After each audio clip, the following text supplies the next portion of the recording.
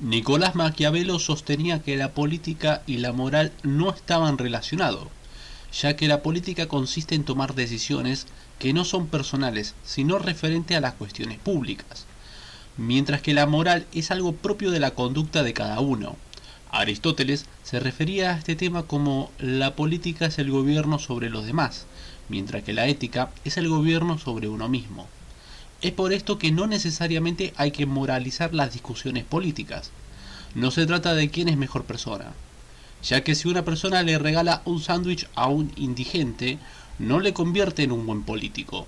Como a su vez, si alguien ignora a un mendigo por no darle dinero, esa actitud tampoco lo convierte en una mala persona.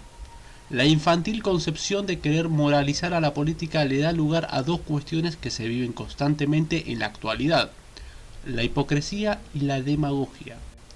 Resulta que en el mundo de la democracia los políticos se acuerdan de los buenos modales y del sufrimiento del pueblo en épocas electorales, escenario ideal para comenzar a dar discursos de reproches y de darse a entender que son mejores personas que sus contrincantes, como si eso fuera garantía de que al asumir al gobierno su desempeño fuera extraordinario. Pero promesas como recorrer los supermercados para saber los precios de los alimentos, donaré mi sueldo de presidente, se puede vivir sin tanta custodia ni choferes, etc. Comentarios moralistas, pero no con propuestas políticas. Y de esta forma quieren dar a entender que son personas con buenas intenciones y, curiosamente, cuando llegan al poder, se olvidan de todas estas promesas y comienzan a actuar con total cinismo. Este es un problema recurrente porque engañar a la gente con discursos demagógicos es propio de muchos que buscan rascar votos. Otra táctica es ensuciar al contrincante o echarle la culpa a gobiernos pasados, y así eludir reales propuestas políticas, porque mientras más énfasis se le da a la moral, menos atención se le presta a la estrategia política, que al fin y al cabo es lo que hará que un gobierno sea calificado de bueno o malo. Todo lo anteriormente dicho no significa ni se pretende restarle importancia a la moral. De hecho, sí es importante, pero no es el meollo de la discusión política. La moral hace posible la convivencia social. Es la ciencia de las costumbres y le da características al comportamiento de los pueblos. Pero no basta con tener buenas costumbres o buenas intenciones para desempeñarse dentro del mundo de la política. La política está ligado a cada comportamiento o decisión humana. Es una actividad netamente humana. Enviar a los hijos a dormir a las 10 de la noche es una decisión política. Decidir estudiar o trabajar o hacer ambas cosas es una decisión política. No querer saber nada con los políticos o asuntos políticos también es una decisión política. Y está claro que si una persona que tiene una conducta intachable no es garantía de que será lo suficientemente inteligente para tomar decisiones acertadas, sobre todo si respecta a decisiones que pueden influir en la vida de los demás. Lamentablemente, la historia demuestra que las buenas personas suelen fracasar rotundamente en los asuntos públicos, algo que Nicolás Maquiavelo ya había anticipado con su frase "más vale ser temido que amado", pues hay decisiones que se toman con la cabeza y no con el corazón, sobre todo si se trata de estrategia o tácticas que pueden impactar en un pueblo entero. No cabe la menor duda de que si una moral se desintegra, esto por consecuencia debilita el carácter de todo un pueblo. Y si la política se implementa o se utiliza como instrumento de degradación, no hay otra consecuencia que la decadencia que se vive actualmente. Esto explica por qué hoy se vive situaciones aberrantes, donde la mayoría llama conquista de derechos a la legalización de perversiones, se le llama progreso a la autodestrucción del hombre, pues la moral y la política es lo que debería de contener a la integridad de todo un pueblo. La desviación de uno derivará por arrastre a la desviación del otro. Se vive hoy en día una alteración de los valores, se ha relativizado las consecuencias, se ha tolerado actitudes y comportamientos que antes, en una sociedad mucho más sana, no lo hubiera permitido, y esto ha ido ablandando el carácter y se tolera a todo tipo de desviaciones o comportamientos indecorosos. Pero todo esto tiene una carga emotiva, moralista, y hasta se utiliza el remordimiento para no llamar la atención o minimizar todo intento de querer frenar todo este comportamiento nocivo. Ya no se permite imponer límites. porque esto es autoritarismo. Ya no vale llamar las cosas por su nombre, porque esto es etiquetar u ofender a personas que con una susceptibilidad exacerbada puede denunciar discriminación. No se perdona a todo aquel que sobresalga, pues eso atenta contra la igualdad. Y no vale negarse a llamar toda esta corriente de pensamiento como progreso, porque si no, inmediatamente se tilda de arcaico, retrógrado o pasado de moda aquel que ve en el progresismo modernista como una de las principales causas de la decadencia de Occidente. La desviación moral, la decadencia política, lleva irreversiblemente a la degradación cultural. Es lo que los historiadores llaman como etapa de disolución. Es la última etapa que atraviesa una civilización antes de desaparecer, o ser reemplazado por una nueva que está por emerger. Pues las crisis tienen solución, pero hay que saber diferenciar una crisis que se detecta a tiempo y con voluntad de corregir, y a lo que se le denomina como necrosis incurable. Esta necrosis social que atravesamos es incurable, porque la enfermedad no está siendo combatida, sino que al contrario, esta sociedad progresista liberal abrazó fuertemente su enfermedad, y no desea ser curado, sino más bien profundizar aún más esta conducta tan perniciosa, sentenciándose a sí mismo hacia una etapa de desintegración y autodestrucción. ¿Cómo hemos llegado hasta este punto? ¿Cómo es que nadie advirtió o señaló toda esta situación extremadamente delicada? De hecho, sí hubo momentos en el que se intentó un llamado de atención, pero la fuerza de las palabras de un Oxford Spengler, de un Friedrich Nietzsche, de un René Guénon, de un Fridtjof Schumann, fueron poco a poco olvidadas.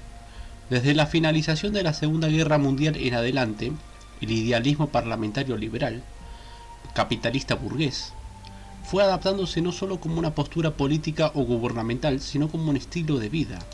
La mentalidad mercantilista o materialista fue reemplazando al idealismo medieval, donde el hombre luchaba contra sus pasiones en búsqueda de salvar su alma de caer a sus bajos instintos.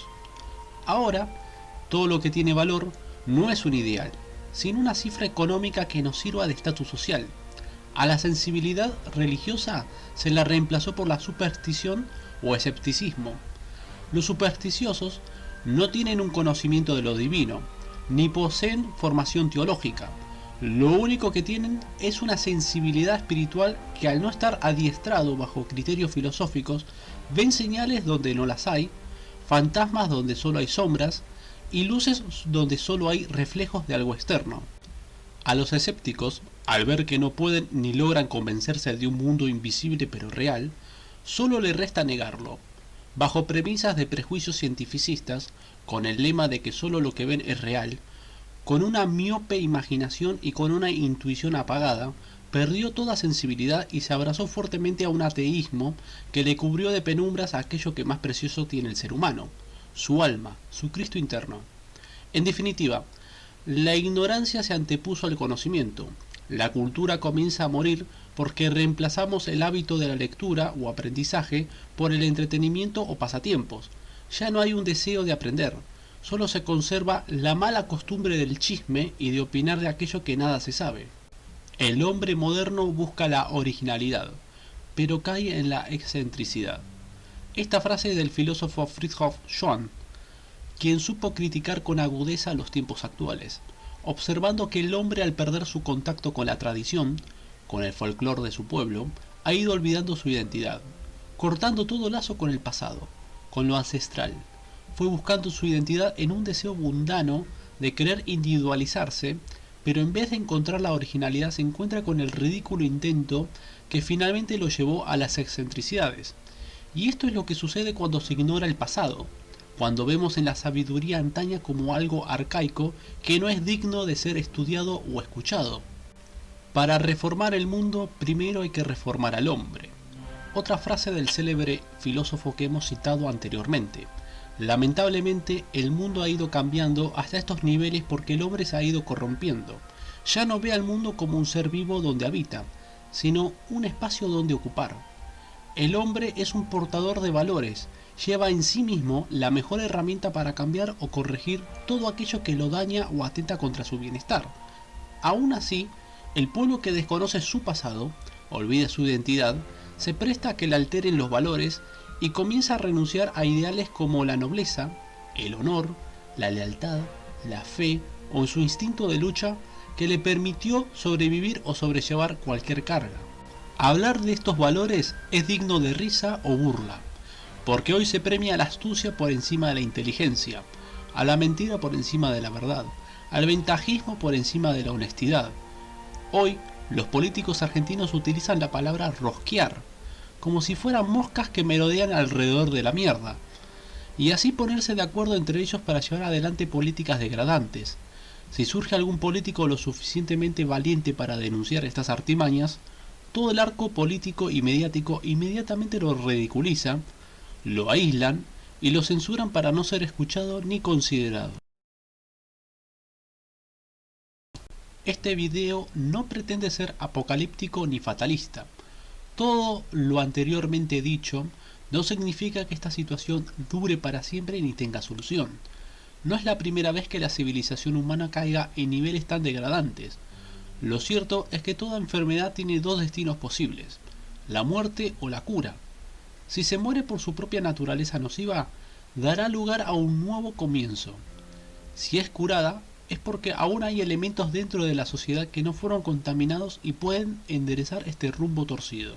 El filósofo Oswald Spengler sostenía que toda civilización tenía un nacimiento, un auge y un declive que lo llevaría al final de su era, para luego así ser reemplazado por otra civilización, con una cultura más fresca y una fuerza mucho más potente para desplazar lo viejo y darle inicio a lo nuevo. No cabe duda de que, en Occidente, estamos entrando en la etapa de la decadencia y por consecuencia, el final de esta civilización. La pregunta es, ¿cómo y cuándo dará inicio a esta nueva civilización? Si repasamos el pasado, entenderemos que esta alteración de los valores que hemos mencionado anteriormente se dio en la subversión francesa de 1789, que al alterar las concepciones filosóficas de la época, a su vez modificar la moral y el orden político, le dio un giro histórico a Europa de la que hoy en día se ve todas sus consecuencias. Pues bien, lo que empezó una vez con la toma de la Bastilla está por fin llegar a su conclusión definitiva. Este ciclo se repite cada tanto que una civilización ya no puede sostenerse ni mantenerse en pie, porque sus valores han caducado y toda su estructura no tiene capacidad de reacción para resolver los problemas o dar respuestas a los dilemas que el cambio y el fluir de la vida le van dando con el correr de los siglos. Todo volverá a su cauce, y el orden natural de las cosas se impondrá finalmente ante cualquier concepción ficticia o caprichosa que pueda llegar a tener una élite gobernante. ¿Se dará de forma natural? ¿Se dará de forma violenta? ¿Será a nivel mundial o solo continental? Solo resta ver cómo las situaciones se van desarrollando y madurando hasta notar que hemos llegado a un punto de inflexión tanto en lo moral como en lo político.